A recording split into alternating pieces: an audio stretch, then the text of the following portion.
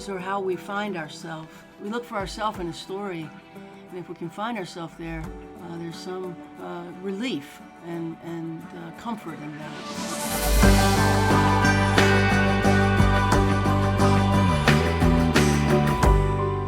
Hi, welcome to Resonate, Conversations and Life Lessons from Rancho La Puerta. I'm your host, Barry. Here at the ranch, we try to incorporate music from various genres. Music, like many forms of art, can have a profound effect on an individual. Don't worry, I'm just holding this guitar as a prop. If I were to play and sing, it would not have a profound effect on you, I guarantee. We recently hosted a folk music festival here at the ranch that featured 7 different musicians. One of those performers was Mary Gauthier. Mary has 11 albums, a Grammy nomination, and she's involved with a nonprofit that pairs songwriters with veterans as a form of therapy. Mary wrote a book called Saved by a Song. In this book, she tells a story of how music and songwriting saved her from addiction and gave her life purpose. Today, I'll be talking to Mary from her home in Nashville.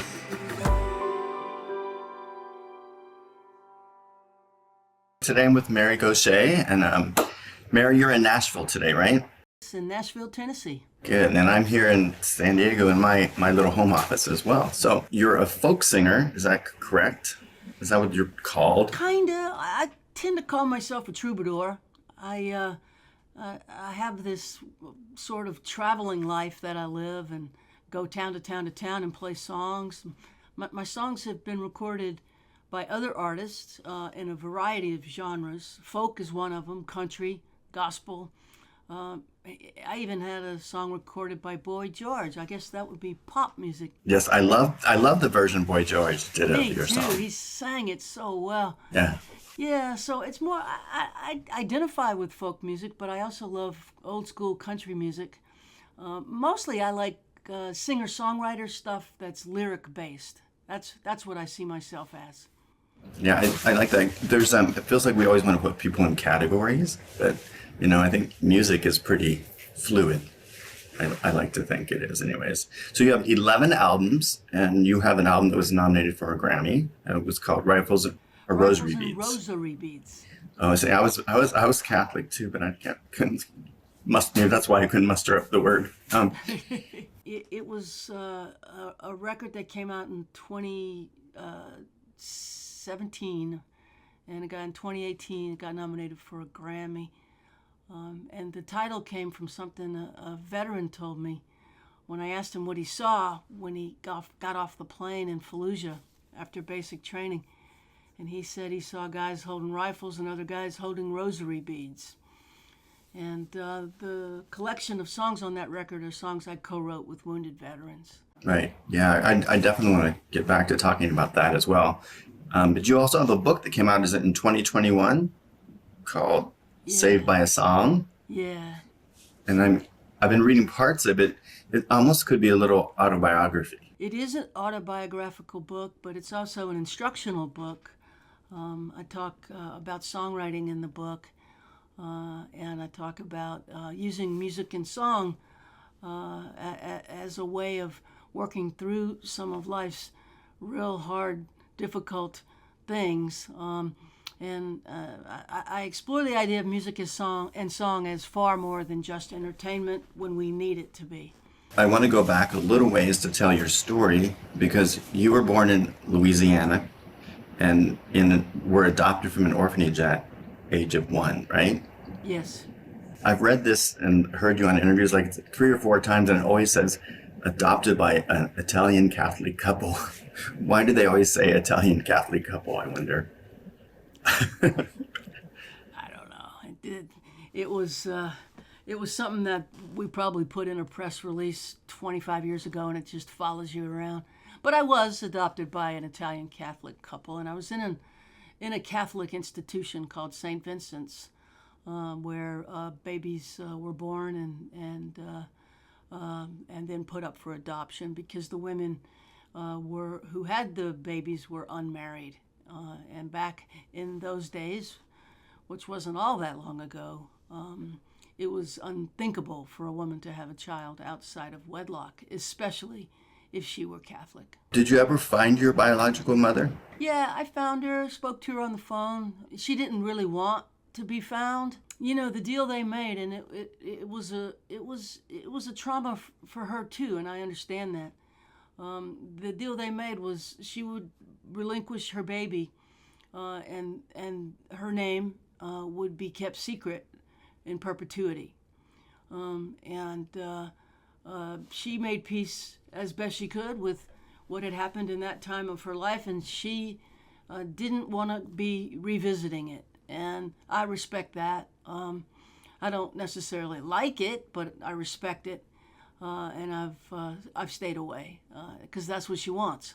So in your past life, before you became a musician, you are a chef and had 2 restaurants. Is that correct? Yeah, actually I had 3. 3 restaurants. 3 different restaurants. I had investors, and so I was sort of the boots on the ground. I was the one with the ideas and the vision. I did the groundwork of the restaurants, and they put the money up. So we opened 3 different type of restaurants in the Boston area throughout the 90s. Were you into food always, or did you just kind of fall into that? Yeah, I enjoyed running. I ran other people's restaurants for quite a while, and I just really knew that if I were given the chance, I could run one of my own. And that idea of being in business for myself was probably more interesting to me than the actual food part.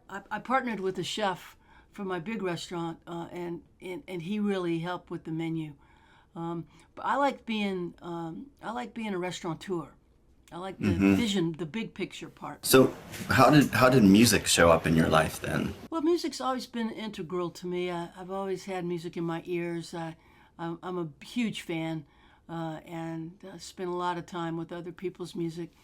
And on opening night of the second restaurant, I got arrested for drunk driving, and I got sober. And I've actually been sober ever since then. I'm 34 years sober.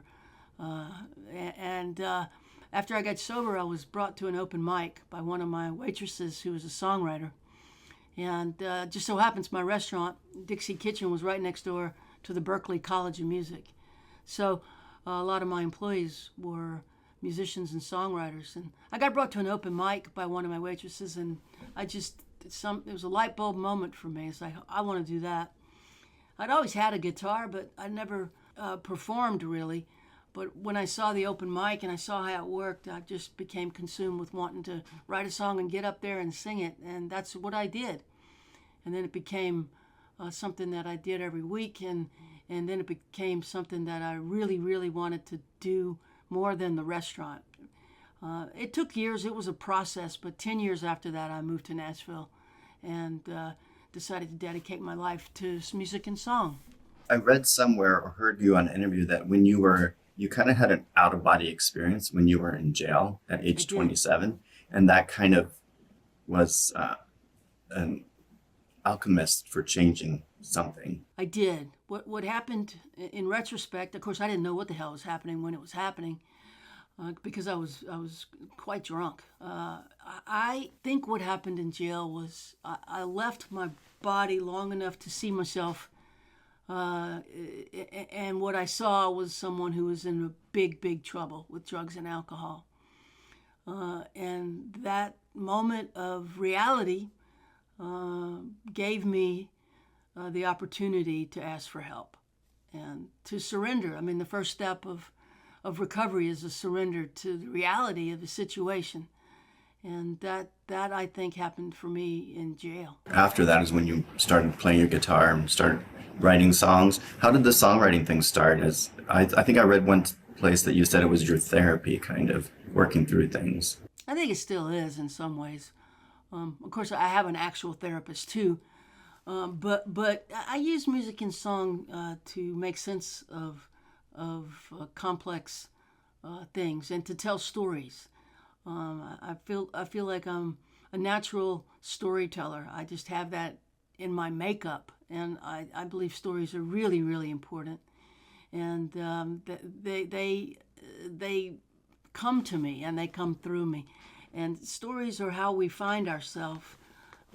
It's why fiction is so important. It's why songs are so important. Is we look for ourselves in a story, and if we can find ourselves there, there's some relief and comfort in that. So I'm just a natural-born storyteller, and I started into songwriting with that already as a part of who I am.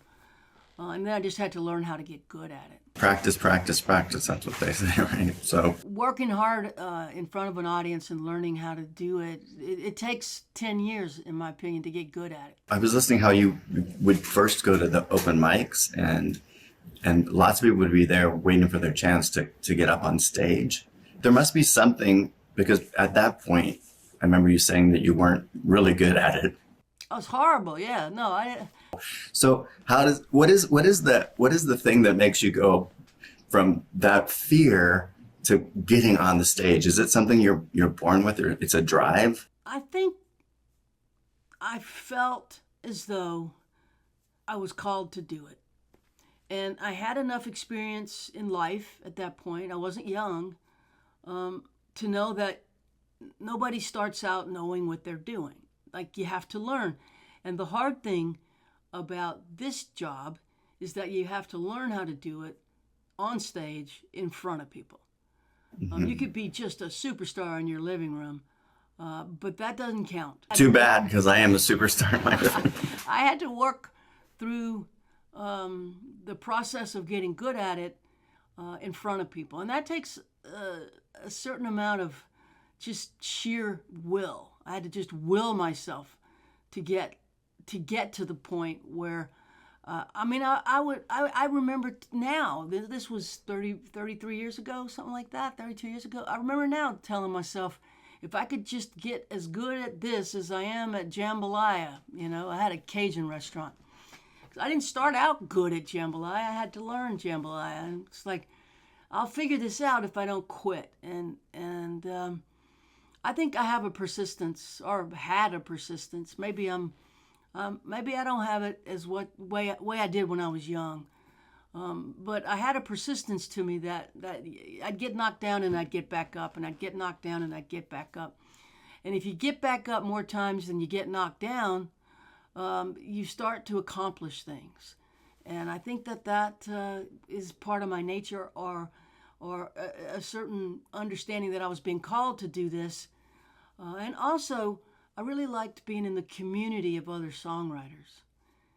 So I wanted to be amongst these people, and I still do. I love my fellow songwriters.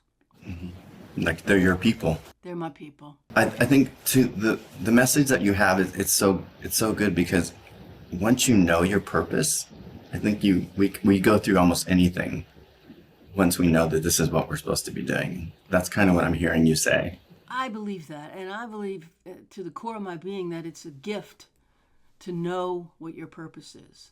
Not everybody gets that in this life. I know. And those that are called are really, really lucky, especially if the answer to the calling is yes. Some are called and they can't for a variety of reasons. But I was called, I said yes, and it just locks in something in the human spirit that has a tenacity to it. When I hear your music, I know that you've been called, for sure, 100%, because I see it touch people, and it's amazing. Speaking of your music, I saw that Rolling Stone called Mercy Now one of the saddest songs ever written. Yeah, good old Rolling Stone gets it wrong again. It's not. For me, that song is so full of hope, and like, to have mercy. I mean, wouldn't it be great if our planet had more mercy right now? Amen. Maybe we're gonna. The wheels of change are spinning pretty fast right now. They certainly are. I think people confuse a song that is honest and real with a sad song. Songs, I think, that generate a lot of emotion tend to be more complex, ask a little more of the listener than just a fist pump or a dance. And I think listeners sometimes confuse that ask for a sadness. But I think opening the heart releases so many emotions, and sadness might be part of it, but it's not the whole story. And to call it a sad song is to miss the point. That's going to bring me to like Mercy Now used to be my favorite song that you ever did, but your new song, Dark Enough to See the Stars, to me is a little bit along the same genre, because it seems like once you get to sometimes we have to get to a really dark place to see the other side. I got that out of your song, but I know that your song is also about people that you've lost. And I think something you said that was beautiful, that I believe love doesn't die with people. Love is universal. I think what remains after a person's passing is the love that they gave, and the love that people have for them. And that is still here. It's in here. The work for those who are still here is to take that love and give it away again, and give it away again. And you suffer enough losses, and you start to think, yeah, no, I can't keep going through this. And there's a little voice in my heart anyway, my head, that says, but you gotta. Mm-hmm. But you gotta. Dark Enough to See the Stars, it does kind of touch on the cycle of grief and loss, and faith in love itself. To know that the thing that is most transformative of all things is love. I've heard you say a few times that songs are more than just songs. I like that you're not obsessed with the commercialization of the music industry, because you write what you feel like you need to say, regardless of whether it's a top 40 hit or not. Yeah, I don't try to write for the radio. I don't try to write for a marketplace.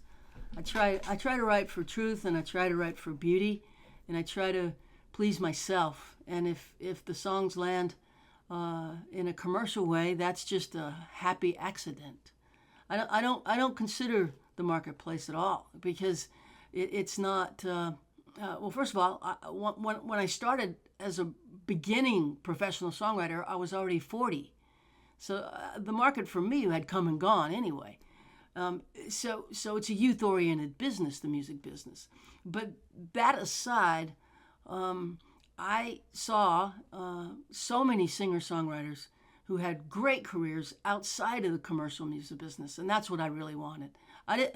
Part of the reason for leaving the restaurants was that I didn't want to run big operations anymore. I didn't want to. You know, I was downsizing, and I'm so glad I did, because I'm not great at the pressures of having a lot of people working for me. I don't like it. I can do it, but it stresses me out, and I don't want to. I'm just not great at it. I like writing songs, singing them. I like playing for people, but I don't want to get big. I want to get better. That not bigger is not better. Bigger is just bigger. And I learned that lesson because I had 3 restaurants, you know. I thought, wow, you got one, let's get another one, and like more and more and more. And I just got more and more and more stressed out. And when I pivoted into music, I had already learned that lesson, that bigger is not better, bigger is just bigger. I stay with it. I have enough, which is a form of wealth. If you have enough, you might be quite rich. Yes, for sure. I mean, what's on the inside is way bigger than anything on the outside, for sure. So songwriting doesn't stress you out in the same way? Like, do you ever think, well, I better put out another album? I haven't written a song for a month. Does it ever, or is it just a natural occurring thing? It's a natural thing for me, I think. And I think as you get older, there's a natural slowdown to it. The urgency, I don't have the urgency. I'm sure I'll make another record, but I don't know when. I think probably when I have 10 songs I really believe in. Right now I have 2 new songs I really believe in, so I just keep writing. When we're done today, I'm going to run to a publisher, and I'm co-writing with someone in a Nashville writing room, but he's not, and I'm not trying to write for the radio. We're going to go try to write a great song.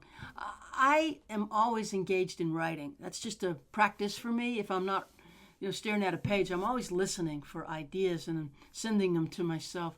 So I think and move like a writer every day. And then there's times I just sit down and put it together. I'm working on a second book as well. The lifestyle of the writer is to write. I don't do it as a like going to the gym, whether I want to or not. I do it when I have a little bit of time and a little bit of space to do it, and that's worked out fine for me. I don't have to follow anyone's schedule but my own. You just mentioned you have 2 songs that did you say you really like right now? 2 new ones that I really like, yeah. So what makes a song something that you really like? Is it because there's a truth in it, or is it because it's the truth? Because it makes me emotional. I can feel my own emotions like coming up, and I know if I feel it, the chances are really good that the audience is going to feel it. And it's inexplicable. Sometimes you just can't, you just got to hear it. It's hard to explain why it's working. There's something about the melody that pulls up something, and paired with the words, it just, to me, I think good songs have an emotional impact. When I teach my students that songs are what feelings sound like. It's given voice to emotion, and it's a combination of lyric and melody and tempo, and something happens inside that's a deeply emotional experience when it's working. And that's how I got dozens of songs right now that I haven't recorded, but I got 2 that I think I'm fascinated with. So yeah. Just keep going.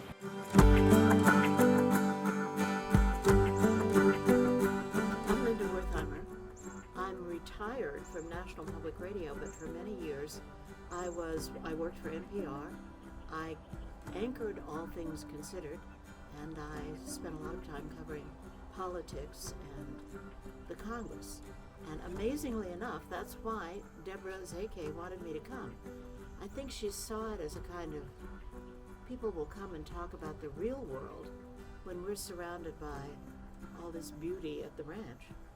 And it'll be a way of kind of easing them back into the world. And so I've tried to do that in my talks. The best thing about the ranch is the hiking. If you like hiking, this is your spot. That's the thing that I love the most, and I do the most. It's fabulous. We walk out into this desert, sometimes so early it's still dark, and watch the sunrise over the mountains. I just can't tell you what it means to me to come to the ranch every year. I hope you're enjoying today's podcast as much as I am.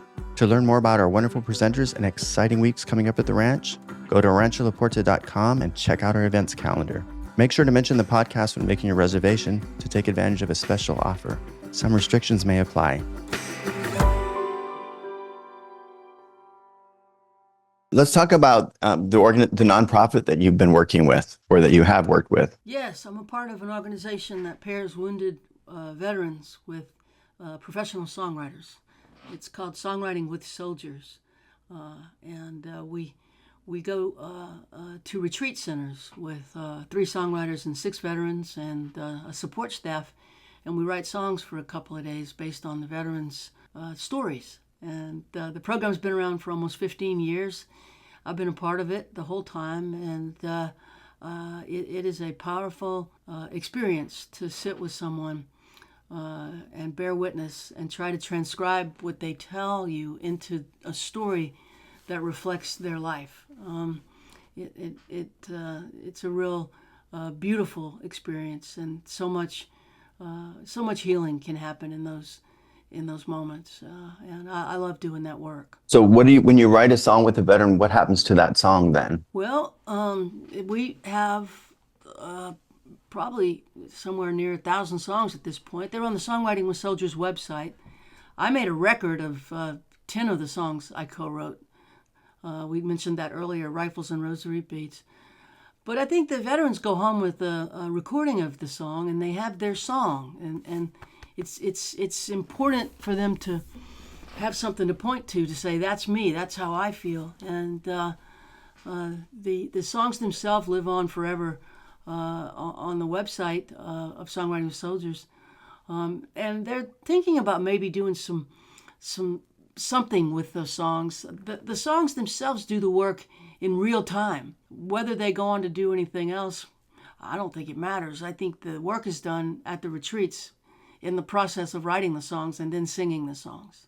I saw an interview where you had mentioned the three things that you've noticed from with the veterans going through these programs, and one was that the trauma is being witnessed and not judged. That's right. The song is played for a group of peers, and they're very supportive and grateful because there is a connection, I think, in this human experience of we all have trauma, we all have things. And I think we can kind of relate to other people's, even if it's not exactly the same way. We can have empathy for it. And then the final thing that I thought was great is it helps them create distance because they become the storyteller and not the story itself. It's huge. That's when the healing really begins. When you don't relate to the story as you. We are not our story. We are so much larger than the things that have happened to us and the things that have been done to us. And this is the power of writing and becoming a songwriter or an author, is you become the storyteller. And in that move, you're taking a step back from the story, you're becoming your own witness, and you get to write the ending. It's a move into power. It's a move into strength. And when you can become empowered by the story, there is something there that flips from broken to healing. And it's a huge shift in worldview and perspective. I read one time that, we're better than the worst thing that we've ever done, all of us, or as you're saying, probably than the worst thing that's ever happened to you. We're so much more. It's I think his name is Michael Singer. He talks about how when you can be a witness of your life, like how you said in that jail cell, you lifted yourself up and you were witnessing this being or this thing that's you, but it's not really you because you're so much more than that. It's so complex, isn't it? We're going into Eckhart Tolle land, but we can become our own witness and we can tell our own story. And the shift that happens when we do the telling is we become the storyteller. And there's agency in that. When you feel like you are your story, your shoulders slump and you don't have agency. And when you get up to tell it, and this is one of the great things that Oprah did to our culture, or I should say for our culture. She got people to tell stories and got the shame out of them. And it strengthens us to be our own witness and have others say me too. And so those three things that happen at the retreats can alchemize some of the dark hurt inside of these wounds that our veterans carry. Does it fix everything? No. It begins the process of hope. And look, when someone is void of hope and doesn't have any, a very little bit can go a very long way. It's seeds of hope.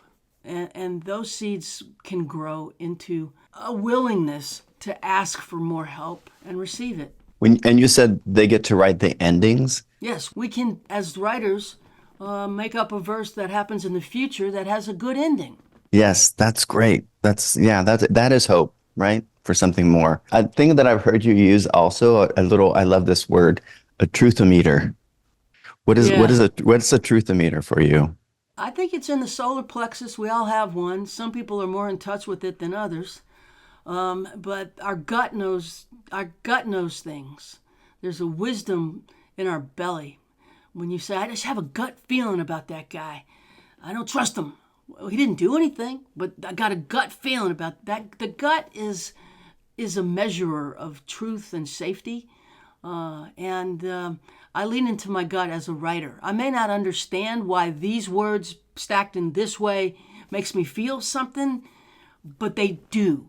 And so sometimes bypassing reason and going into the deeper knowing is the superhighway to honesty, emotional honesty. So yeah, the truthometer or the truthometer is what I try to get my students in touch with when they're editing their own work. We spend too much time using reason. Reason is important, but that's not the only road to emotional honesty. There's other tools. Imagination is one of them too. Use our imaginations and our guts. This is a discussion now of the creative process and how I look at it. but also life too. Imagining better can conceive it, believe it, achieve it. We imagine it, we believe it, and then we go get it. That is, I think, what great coaches do in sport. You see yourself winning. Well, if you can see yourself healing, you can begin the process of accessing what it needs, what help you need to heal. Yeah, I think, we're so much more powerful than we realize or give ourselves credit for sometimes. We have a lot of tools. We don't access all of them. I met you at Rancho La Puerta because you've been here to visit us. 2 folk music weeks that we've had, and then you came on your own once. So are you going to be back to see us? I would love that. I should fire off an email today and see what the schedule will allow. Yeah, I will actually. So great having you here at the ranch too. And I want to be respectful of your time because I know you're running off to another event. So I really appreciate you spending this time with us and sharing your gifts with the world and with us. Thank you, Barry. I hope to see you soon. Thanks for reminding me. I need to send an email today. I'd love to come back. Absolutely. We'd love to have you. Today's podcast only reaffirmed for me how meaningful and powerful music can be in our lives. For Mary, she credits music for helping her overcome an addiction, change her life, and find meaning and purpose. Mary says that music has allowed her to share what's going on in her internal environment with the outside world. Truly, music is a universal form of communication. There are countless stories and examples of how music has brought people together and built bridges between countries and different belief systems. For me personally, music has always been center stage in my life. I can remember in 5th grade trading my lunch for my first 45 record. It was Rock Me Gently by Andy Kim. Then in high school, I started my own traveling DJ business, and later my sister and I opened our own nightclub. If you like music as much as I do, you should come to the ranch. Check out the ranch's events calendar on our website and see all the amazing musicians that perform for our guests each week. You can also see when Mary will be here next performing and teaching her songwriting workshop. And until next time, this is Barry wishing you health, joy, and always a song in your heart.